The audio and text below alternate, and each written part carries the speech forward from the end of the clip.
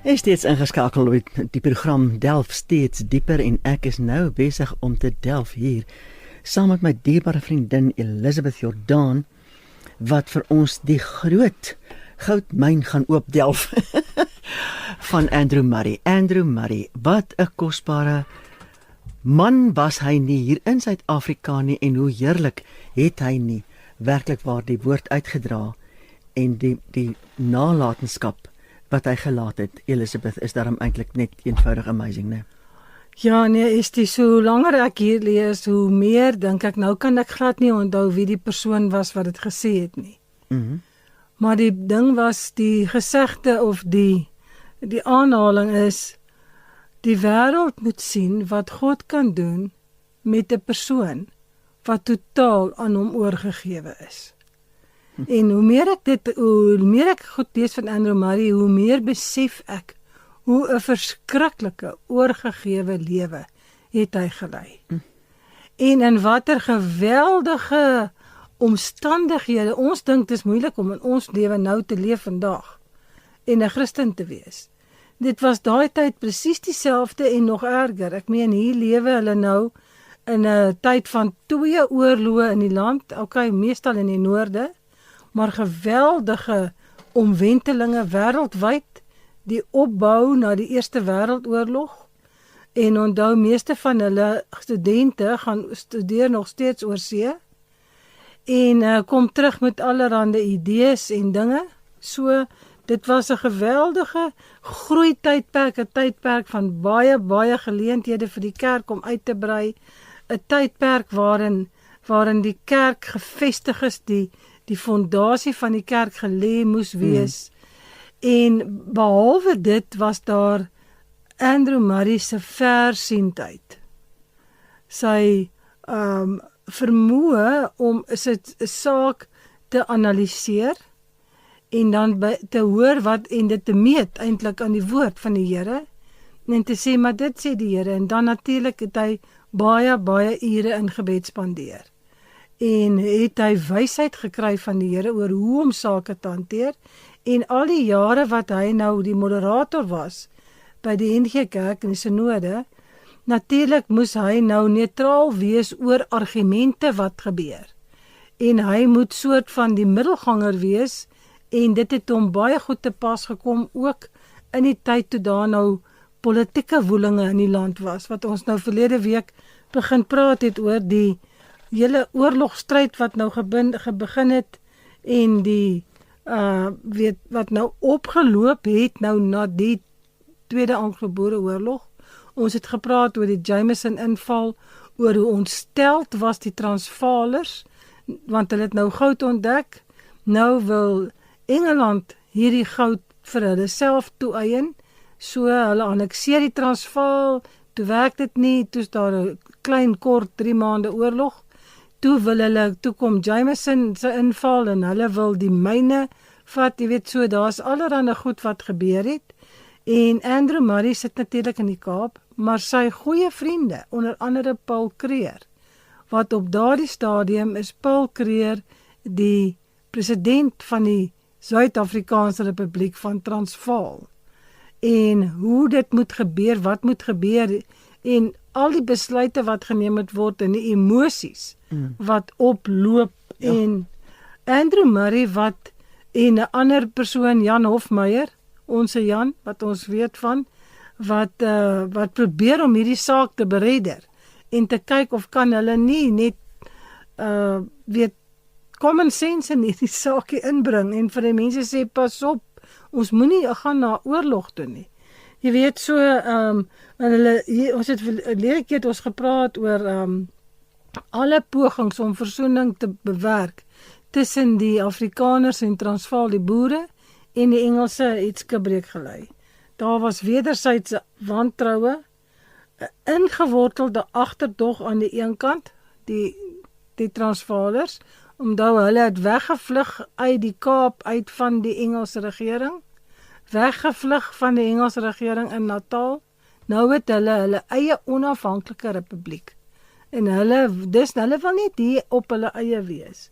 So hulle het hierdie en nou kom menge Engelse weer in.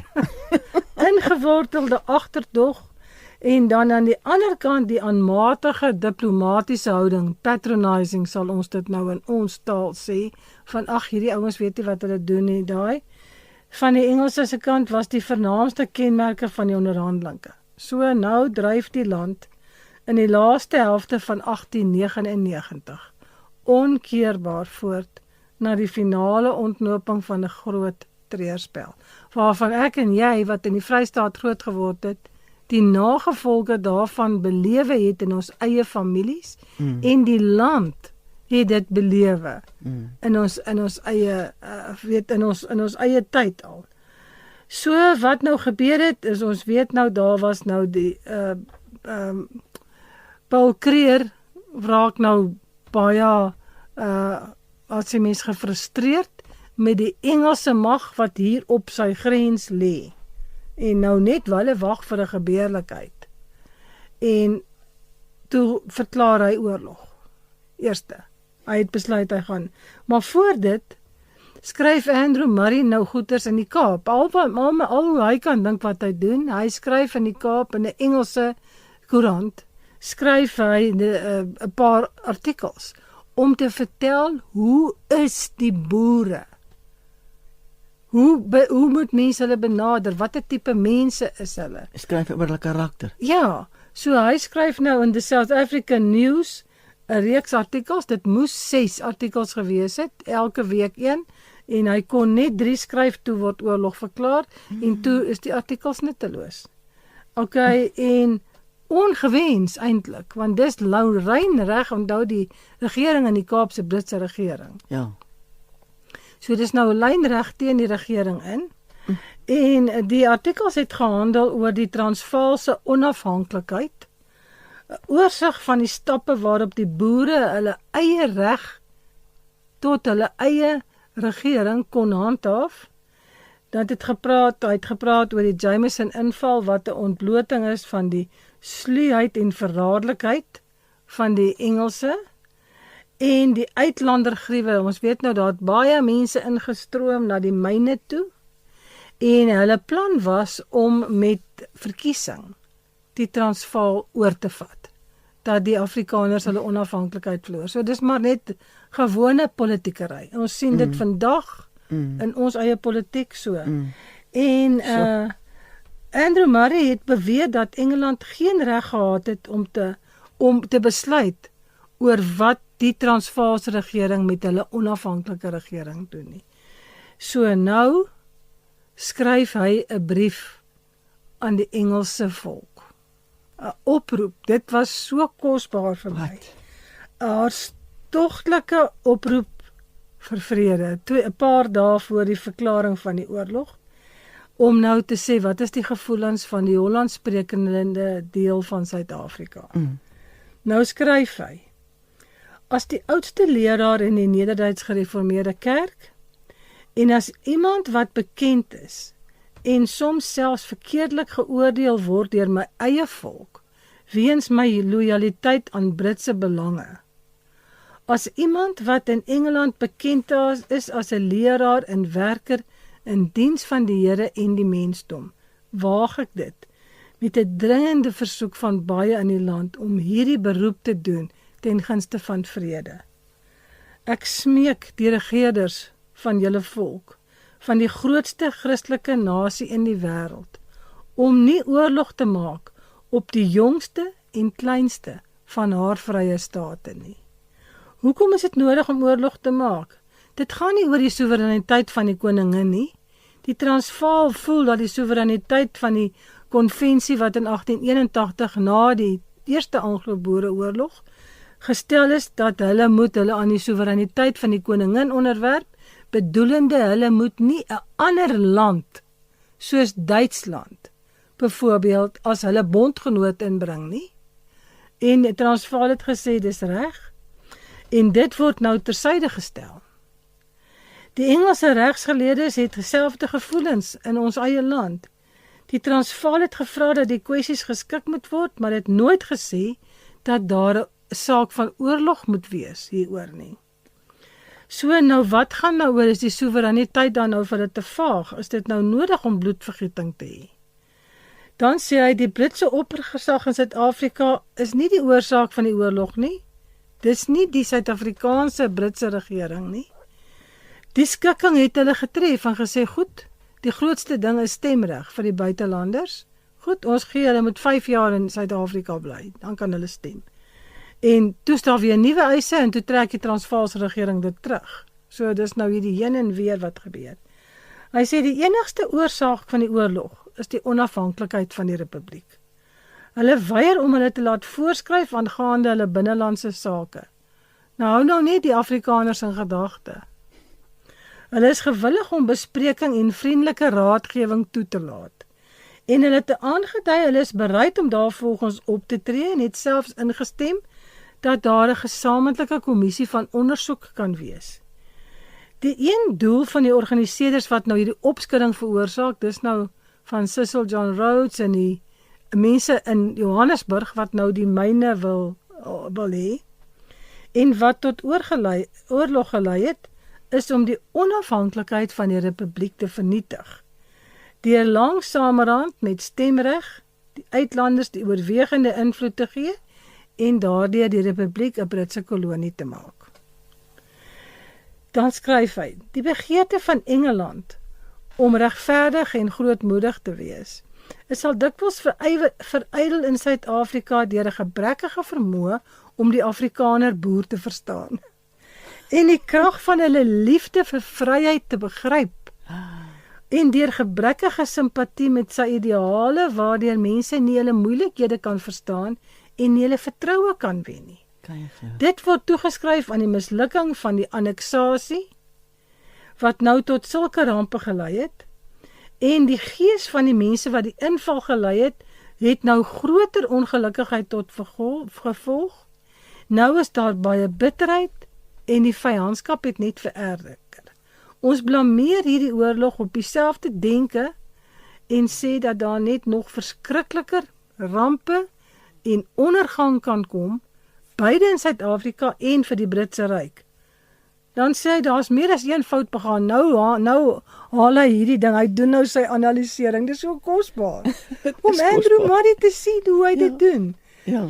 Ons het rede om te glo dat die Britse regering daartoe gelei was om aan te neem dat president Kreer sou toegee en dat daar geen oorlog sou wees nie en dat die Oranje Vrystaat hulle onpartydig sou hou. En dat dit moontlik sou wees om die samewerking van die Hollandsprekende inwoners van die Kaapkolonie te verseker. Toe neem die regering in Engeland 'n dreigende houding aan en praat van 'n ultimatum, voordat mense daarvoor gereed was, en gee dus nou aan die Republiek die geleentheid om die oorlog te begin, terwyl Natal, Mafeking en Kimberley, waar daar groot garnisoene van die Britte was en die Afrikaners ook gewoon het, onvoldoende verdediging gehad het. So daai mense is nie gereed vir 'n oorlog nie. Nou sê hy, ons kan nou enige dag verwag dat die oorlog uitbreek, en as 'n ramp aan die Engelse leer aan die begin van daardie geveg tref, sal daar geen rede wees om te dink dat dit die laaste geveg met die Engelse sal wees nie. So Andrew Murray het nou hier so ding ingebring, hy hoop daar gebeur iets dat die Engelse nou nie gaan aanval nie. Ja. Nou sê hy, in die naam van 100,000 van die Hollandse bevolking van Suid-Afrika, wat aan die NG Kerk behoort, smeek ek die Britse volk om stil te staan en 'n ander politiek te volg. Ek vra vir die volk, wat in die wêreld die trotste spog met hulle sin vir vryheid en wat hulle vir vryheid gedoen het, om nie die vryheid van die Republiek of om die vryheid van die Republiek as heilig en onaantastbaar soos hulle eie te beskou. Moet dit nie die basis van die onderhandelinge wees nie? Gee aan die Republiek die grootmoedige versekering dat ons wil hê julle moet onafhanklik bly. Moenie haar met bevele en dreigemente nader nie. Dit het in die verlede hopeloos misluk.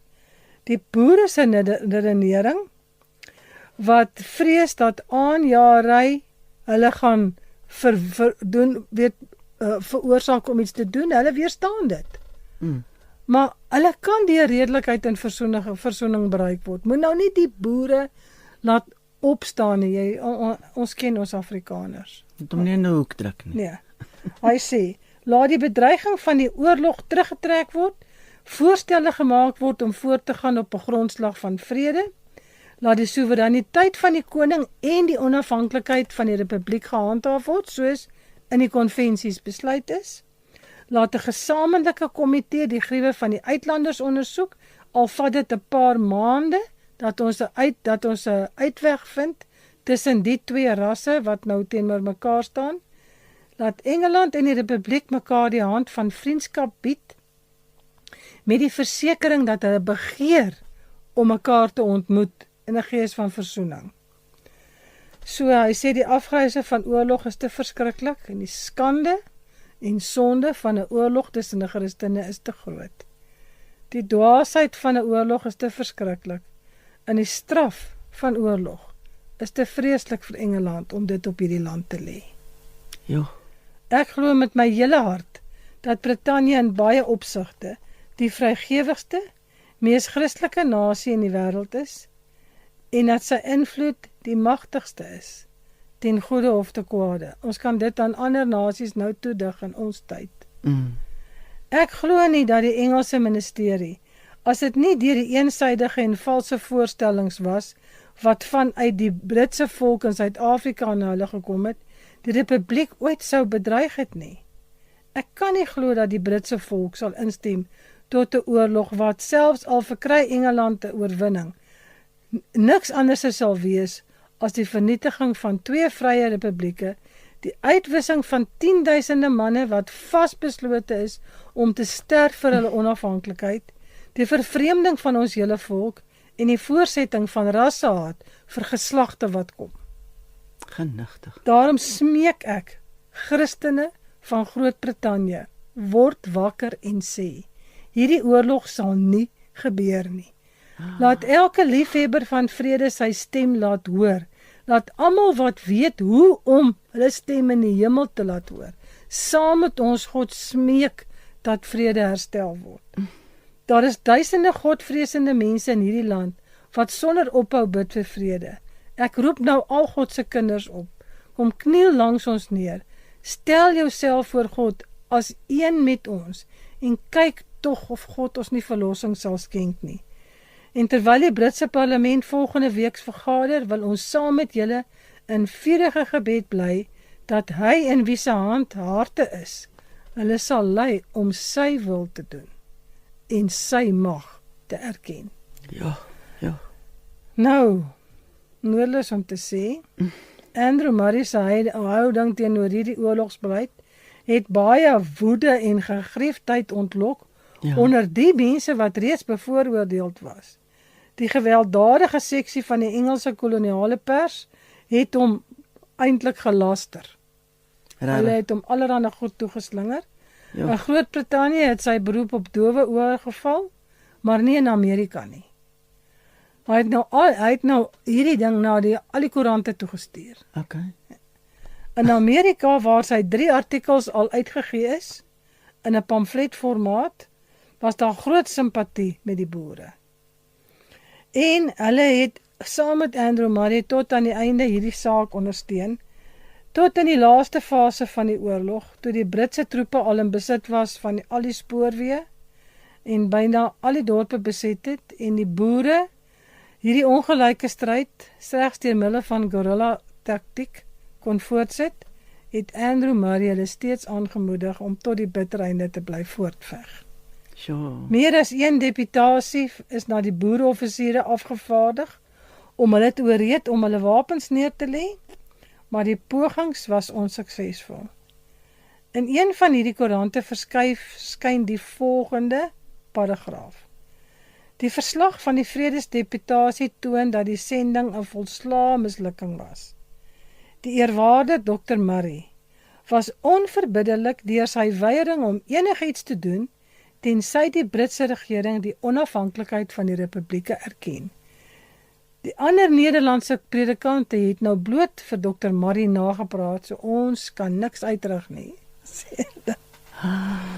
Ja, so Hy het ook, soos tipies Andrew Murray, gaan hy oor en hy verenig met leraars van die ander kerke, die Anglikaanse en ander denominasies, en in 1900 maak hy 'n groot oproep tot gebed, wêreldwyd, en nooi alle Christene om in gebed te verenig.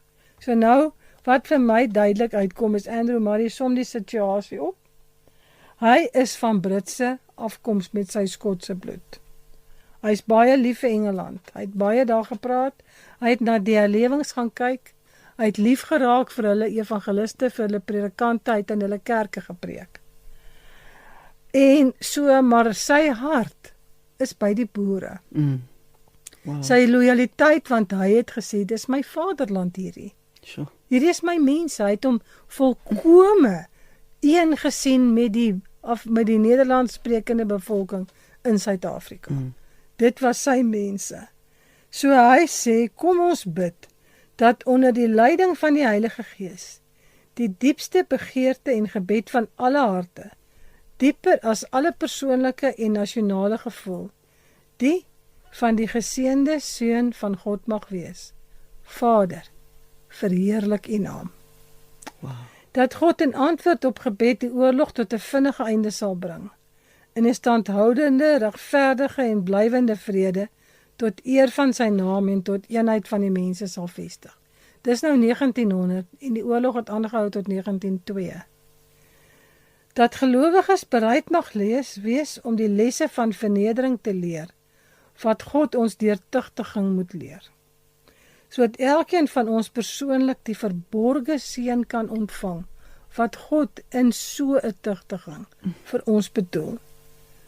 Dat God die oorsake wat tot hierdie oorlog gelei het, of tot verdere oorloë kan lei, aan ons bekend maak en ons rigting gee oor hoe ons dit hanteer. Dat die Heilige Gees Christus sal verheerlik. Dat ons in hom 'n nuwe, heeltemal 'n nuwe sin sal laat ken as die Prins van Vrede, wat staan tussen mens en mens en tussen volk en volk. Dis wat hy gedoen het. Hy het vyandskap weggeneem. Dat ons self en al God se kinders aan beide kante so bewaar mag word deur die krag van sy genade, dat ons ware vredemakers kan wees. En dat 'n gees van sagmoedigheid, verdraagsaamheid en broederliefde in alle harte deur die Heilige Gees uitgestort word. So wat jy sien is Andrew Murray se verstaan van God se manier met mense. Hy verstaan hierdie politieke situasie. Hy verstaan die harte van die mense in Suid-Afrika. Hy verstaan wat gaan in Brittanje aan. En hy verstaan die ewel van die mag van geld, wat nou groot geraak het hier in die Republiek. En wat die hele oorlog gedryf het. Ja. Ja. En wat nou die vreeslike nagevolge gaan hê. Ja. En as jy nou onthou, ons het 'n paar weke terug gepraat van, net voor die oorlog uitgebreek het hulle 'n groot sending oproep gemaak, want hulle het nog mense gekort om in Afrika aan te stuur. As jy kan onthou, hulle het 14 sendelinge in Malawi gehad, en hulle wou nog dubbel soveel hê, en hulle het gevra vir mense om hulle self aan te bied. En toe breek die oorlog uit. So. En toe is daar nou soveel goed wat gebeur met die oorlog, die noodleniging, die konsentrasiekampe en al die goed wat gebeur en mense wat vlug en jy weet in 'n oorlog raak gewone lewensmiddels mos skielik vreeslik skaars. En in hierdie oorlog is daar die mense wat kom aanbied sodat hulle na die oorlog meer mense gehad het as voor die oorlog in die sendingveld. Wow. Sodat iets in die gees gebeur met die bevolking in Suid-Afrika. Onder hierdie geweldige in 'n kookpot doen die Here nog steeds sy werk in die harte van mense. En brei hy sy kerk uit. Ten spyte van die goed wat vir ons kan voel is onmoontlik om te oorkom. Kom die Here en hy doen sy werk. En dan natuurlik ons sal nou praat oor wat het nou na die oorlog gebeur, maar in hierdie situasie, Andrew Murray is hy in 1906 het hy sy laaste afgetree. So hy is in sy laaste pylvak as moderator van die NG Kerk. En hy staan as 'n leier en hy bid, hy staan voor die Here, hy roep. Hy gaan staan voor volke en smeek hulle. Hoe kan jy nou vandag, nou skryf ons 'n brief aan die Amerikaanse president. Wat wil ons vir hom sê? Ons smeek nie mense nie, verstaan jy? Ons dreig mense. Ons in steede van dat ons voorbidders geword het ons aktiviste geword. Sure. Ons wil iets dreig, ons gaan 'n papiertjie teken, dit gaan daai mense beweeg, terwyl ons in die hemel met God kan praat, en dat hy 'n papier teken, en sê, dis nou die einde hiervan. So, dit het Andrew Murray verstaan. Hy het probeer, tot op die laaste nippertjie probeer, om te sê, kom ons maak vrede. Kom ons doen nou net iets aan hierdie saak. Dit is totaal amazing. Veral ek en jy wat al hoeveel keer vir mekaar gesê het, ons voorouers, my oupa wat op salon was, ek het op my oupa se skoot, het ek die verhale gekry van hierdie oorlog. En my ouma het dit kom aanval ook nog, en my ma het daarvan vertel, en ja, en ek dink dalk het ons 'n ander sentiment ook rondom hierdie oorlog, maar dankie dat jy vir ons die perspektief kom gee, van Andrew Murray se siening van dit alles, en hoe hy probeer bydra, dat die heerlikheid steeds na God se kant toe sal gaan. Maar Elisabeth, kom ons maak eers musiek, saam met Ruth, en Ruth sing vir ons, God gaan voor jou uit, en ek dink dit is 'n belofte wat ook seker in daardie tyd moeilik was vir die mense om te glo, maar dit is waar, die Here God gaan voor almal van ons uit. Kom ons luister na Ruth.